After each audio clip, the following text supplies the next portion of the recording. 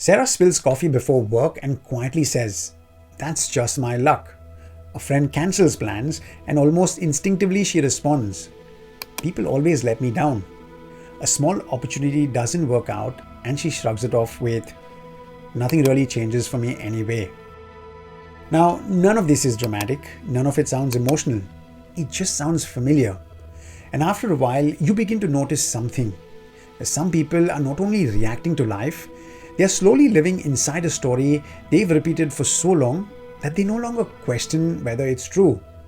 Now, if any of that feels familiar, stay with me because I want to leave you with 3 small things that may help you notice the story your own words may be quietly reinforcing.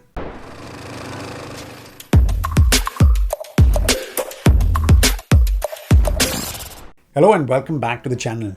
I'm Ashford. Let me tell you about someone I'll call Sarah. Sarah is a young woman with a regular job and she recently got engaged. She's thoughtful, caring and responsible. The kind of person people genuinely enjoy being around with. But if you spend enough time with her, you begin to notice a certain pattern in the way she speaks about life. And the strange thing is, most of the time, it doesn't even sound negative. It just sounds normal to her. A small inconvenience becomes, "Blimey, things never really work out for me." A difficult week could become something like, "My life is so stressful." And when someone else shares, good news or some information about them, almost automatically she says, "Good things happen to other people." And over time, the language has become so natural that she no longer notices it herself. In fact, a friend gently asked her, "Why do you always speak about yourself this way?" And what Sarah did was she just laughed it off. "No, I'm just being realistic," she said. But I don't think she's realized something important. After a while, the words we repeat most often stop sounding like reactions. They begin to sound like the truth. And I think that's where something deeper begins to reveal itself. Sometimes the word we repeatedly speak about our lives are not just describing reality, they are revealing the story we've quietly come to believe about ourselves. And over time, that story begins to shape the way we experience everything around us. Not because words magically control life, but because repeated language slowly shapes our perception. It affects what we notice, what we expect, and what we believe is possible. And eventually, how we move through the world itself. Now for Sarah, this didn't begin as negativity. It probably began as protection. At some point in life, disappointment became familiar to her. Things didn't unfold the way she hoped for they would. People she trusted perhaps let her down. Certain moments she held on to just didn't last. And I guess slowly, without fully realizing it, she developed quite a strategy for survival. She began to expect less, hope less, and probably speak cautiously. Because if you never expect too much from life, perhaps you won't get hurt as deeply. And honestly, I think many people live this way. Not loudly or consciously, just quietly carrying the belief that life probably won't work out well for them anyway. And this is what it quietly costs. Good moments stop fully landing.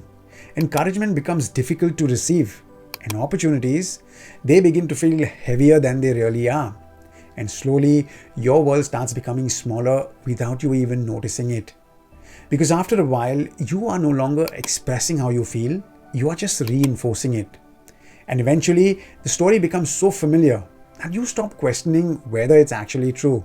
There's a line in the gospel where Christ says, "Out of the abundance of the heart, the mouth speaks." And I don't think he was speaking only about words. I think he was revealing something much deeper. That which repeatedly comes out of us often reflects what we've been carrying within us for a very long time. It could be fear, disappointment, or perhaps resentment. It could be hopelessness. But throughout the Gospels, Christ also does something else again and again. He speaks life into people. Look at his words. "Do not be afraid. Rise. Your faith has made you well."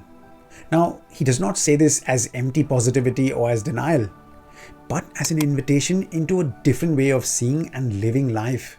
And perhaps faith sometimes begins there too.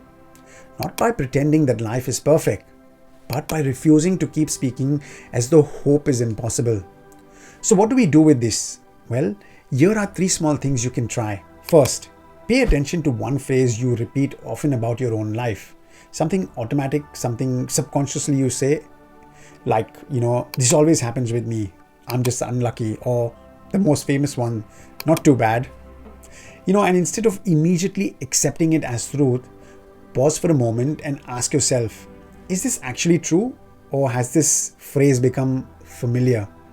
Because awareness is often the first step towards loosening the weight of something we've carried for years.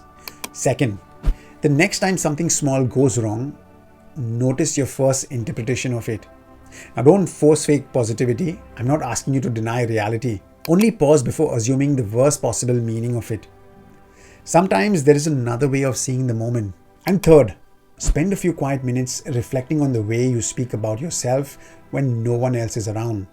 Those private conversations, the silent conclusions, the things you repeatedly tell yourself about your own life. Often the most powerful conversations shaping our lives are the ones quietly happening inside of us every single day. Now, coming back to Sarah, she hasn't completely become a different person.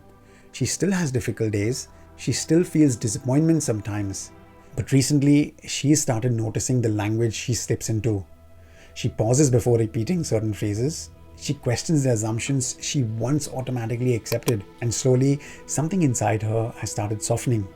Not because life suddenly became easier, but because she no longer wants hopelessness to become the permanent voice inside her own story.